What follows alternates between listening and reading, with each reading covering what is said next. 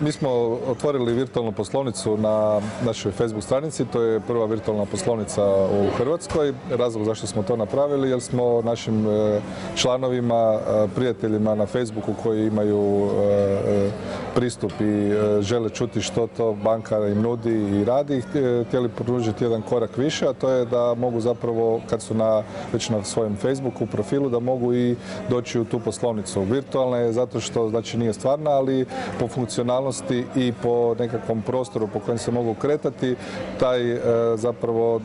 3D virtualizacija daje nekakvu sliku onoga prostora kojeg bi dolazili da su došli u klasičnu poslovnicu. Što se tiče funkcionalnosti koje tamo nudimo pristup servisima koje inače klijenti koriste, net banking, Erste Phone, mogu chatati sa bilo kojeg od tih mjesta gdje dolaze, mogu dobiti sve informacije o nekakvim tečajima, kalkulatorima, informacije o banci, što imamo za koju uslugu, što imamo za mlade, posebni program, imamo nekakve obiteljske prijedloge kako bi jedna obitelj mogla štediti, kakav bi trebao njezin budžet izgledati, u kojim stavkama, na koji način mogu se koristiti nekakvim našim alatima,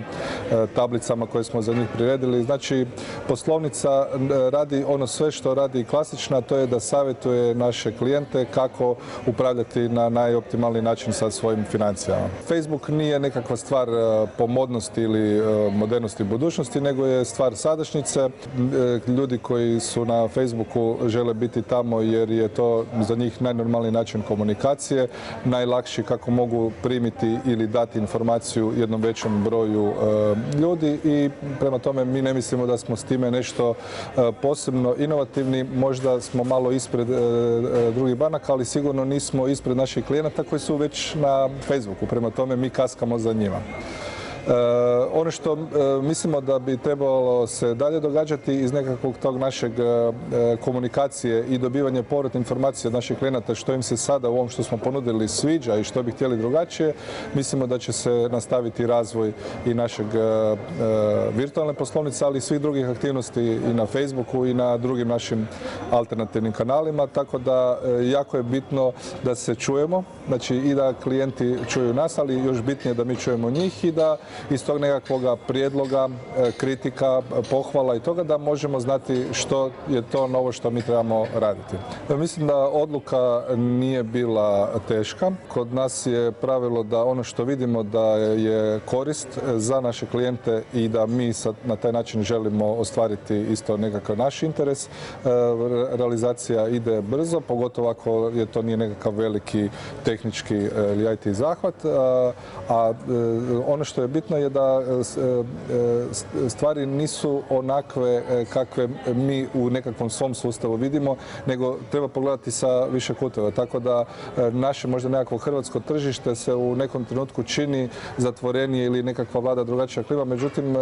bilo tko ko danas govori o Facebooku kao nečemu što je prijetnja za ovo i za ono, gleda samo jednu dimenziju toga. Mislim da se svaki kanal komunikacije može zloupotrijebiti i može biti okrenut protiv nečega, ali mi mislimo da su to prilike za nas da otvorimo nov način komuniciranja, prisni, dvosmjerni, interaktivni, tako da iskreno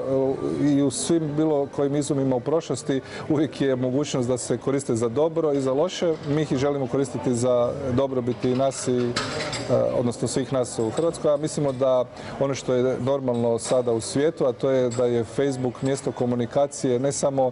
između